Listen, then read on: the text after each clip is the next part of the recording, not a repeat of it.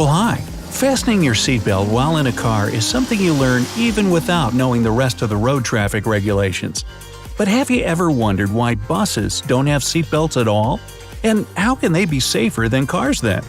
Well, let's find out the answers to these questions and more. 1.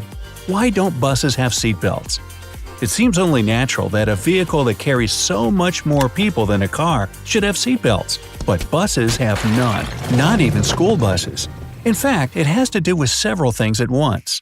First, in case of an emergency, passengers need to get off a bus as fast as possible.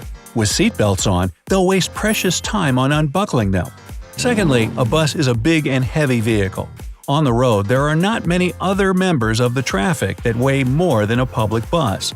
So, in case of a collision, a bus would stop much slower than a car, and even though its passengers will certainly feel the impact, they won't get hurt too much. That's also the reason why passengers are allowed to ride standing also. 2. Why are there dedicated bus lanes? Well, this is pretty obvious really. Like any other public transport, buses have a schedule to meet, and in big cities, traffic jams aren't rare. So, to reduce delays caused by heavy traffic, dedicated bus lanes were introduced.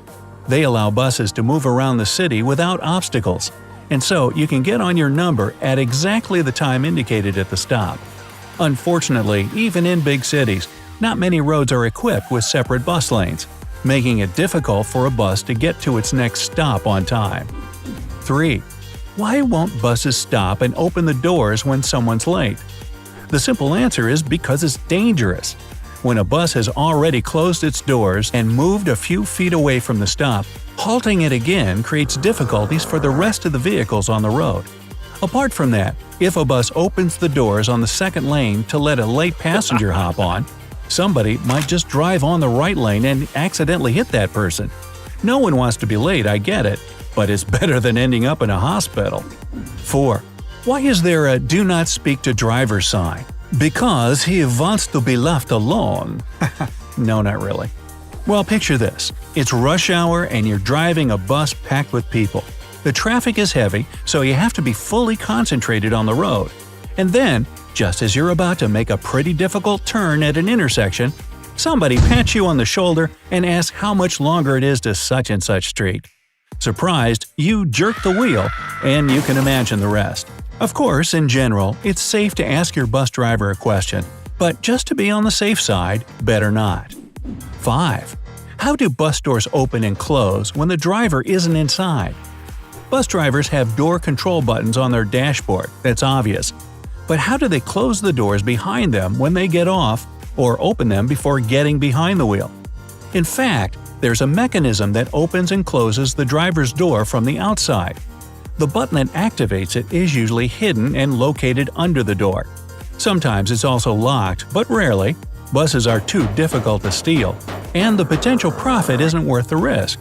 So transport companies don't really care much about locking them. 6. Why are buses considered safer than cars? There are no seatbelts, no airbags, and passengers often ride standing. So how can such a vehicle possibly be safer than a car? Well, to put it simply, danger in a collision comes from an abrupt stop at high speed.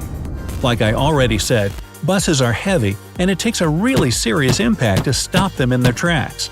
They're also long, so even if a bus crashes into a brick wall, passengers will fall, but no one will probably get seriously hurt.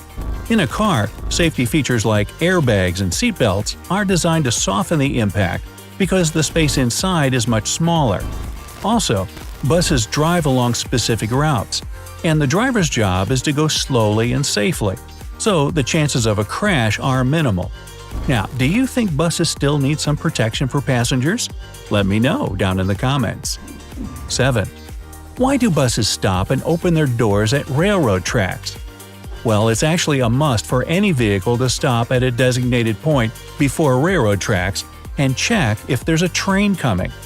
For a bus driver, it's also important to open the doors and listen for the train's whistle or wheels. They're only allowed to cross the tracks when they've made sure there's no train nearby. After all, they're responsible for their passenger safety. 8. Why are bus depots often located in rough neighborhoods? Ever notice that bus depots are usually situated in areas with a bad rep? It's no coincidence. And the reason for that, as is often the case, is money.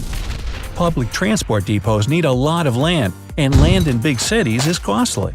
So when a transport company buys a turf to park its vehicles, it normally chooses a piece of land that's relatively cheap. It's not hard to guess that good neighborhoods are good for a reason, so it will obviously cost more to buy land there. That's why bus depots are often located in areas known for more unlawful activities. 9. How do displays in buses know when to show the next stop? I used to think that bus drivers switched the stops themselves with the help of some button on their dashboard, but it's actually not the case. The LED displays in the passenger compartment know how to do it themselves. They're operated with a GPS system. When a bus approaches its next stop, the GPS sends a signal to the display and it changes the name of the stop. By the way, that's also why sometimes it switches too soon or too late. In a city where there are many tall buildings, GPS may have difficulty working precisely. So the name of the stop might change when the bus has already moved on, or before it even made the stop. 10. How do you see through a bus window from inside when there's an ad on the outside? Well, you've certainly seen city buses with those huge ads on them, right? But when you get on such a bus and look outside, all you see are a whole lot of little black dots, and most surprisingly, the street too. The secret is in the material of the ad and the method of its application. The ad is actually a thin layer of vinyl that has a picture on the outside and is single tone, usually dark, on the inside. Also, about 50% of the sheet is holes. When you look at it from the street, you see a picture because it's bright, and as you're standing at a distance, you really can't see the holes. When you're inside, however, the street outside is brighter than the dark sheet of vinyl on the glass, and so your eyes naturally focus more on what's behind it, and the holes I mentioned help you see through even better. 11. Why are bus steering wheels almost parallel to the ground? If you sit in a car, you'll notice that the driver's wheel is almost at a right angle to the ground, while on a bus, it's quite the opposite. This has to do with the construction peculiarities. The steering wheel is connected directly to the wheels of the vehicle with a rod. In a car, the front wheels are further ahead of the driver, so the rod goes smoothly back and up to the steering wheel. At such an angle, it's more convenient to make the wheel vertical. In a bus, on the other hand, the driver basically sits atop the front wheels, so the rod goes straight up. The horizontal position also allows for more leverage. Like I already said, a bus is a big thing, and turning it may prove to be a difficult task. 12. Why don't buses have a more aerodynamic shape? Cars, bullet trains, and airplanes all have shapes that allow the air to flow more freely around them, reducing its resistance.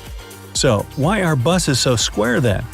Well, it's because they basically don't need to be aerodynamic. The thing is, aerodynamics allow vehicles to move faster with less opposing force of the air. But buses aren't about speed, they're more about safety. They have a set speed limit, and they're designed to carry as many people as possible.